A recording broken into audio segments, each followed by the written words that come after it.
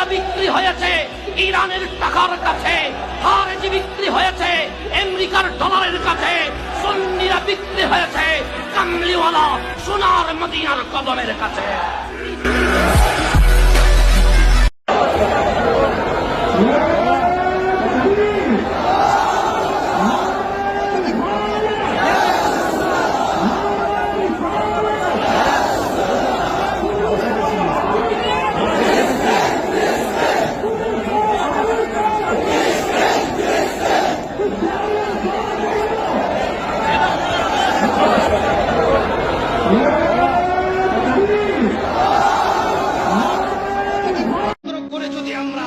ওই বিশাল ময়দানে লক্ষ লক্ষ মানুষ জমায়েত হয়ে একবার যদি দাঁড়াইয়া মুস্তাফা জানের রহমতে বলতে পারি, একবার যদি দাঁড়াইয়া ইয়া নবী সালামু আলাইকা বলতে পারি, বাংলাদেশের চিত্র পাল্টে যাবে।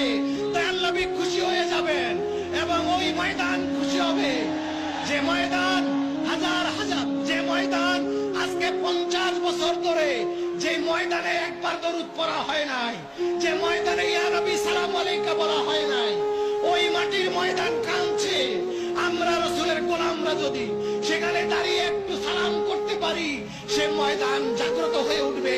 ময়দান কিয়ামতের দিন আমাদের জন্য শান্তির নীড় হয়ে যাবে। আমি আশা করি সেই দিনের অপেক্ষায় রইলাম।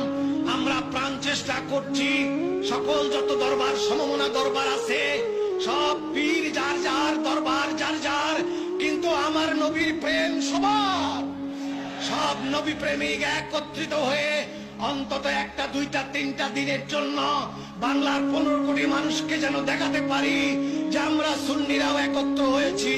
আমি আশা করি বিদেশ থেকে জমাত আসা লাগবে না। আমার চিটাগং আর ঢাকার মানুষ যদি খালি একখানে হয়, ওই রকম টঙ্গীর ইস্তেমা 2-3টা হয়ে যাবে। হবে কিনা বলো? সুতরাং আগামী দিন আমি চেষ্টা করব সকলের হাতে পায়ে ধরে প্রত্যেক দরবারে দরবারে যাব। আমরা এই মিলাদুন নবীর মাসকে বেছে নেব। আমরা তোরা ইস্তেমার জন্য বেছে নেয় জানুয়ারি, আমরা ইস্তেমার জন্য বেছে নেব আমার নবীর শুভাগমনের মাস। সেই মাসের যে কোনো দিনে আলোচনা করে সেই মঞ্চে যেন আমরা আমাদের সুন্নি ওলামা, হাজার হাজার ওলামা মঞ্চে বসাতে পারি। প্রত্যেকে 5 মিনিট করে হলেও বলবে এবং লক্ষ লক্ষ নবী প্রেমিক একসঙ্গে হয়ে নবীজির প্রেম চর্চা করে সেখানে আল্লাহ রসুলকে দেখায় দেব যে আমরা বাংলাদেশে আপনার গোলাম, আমরা বেঁচে আছি।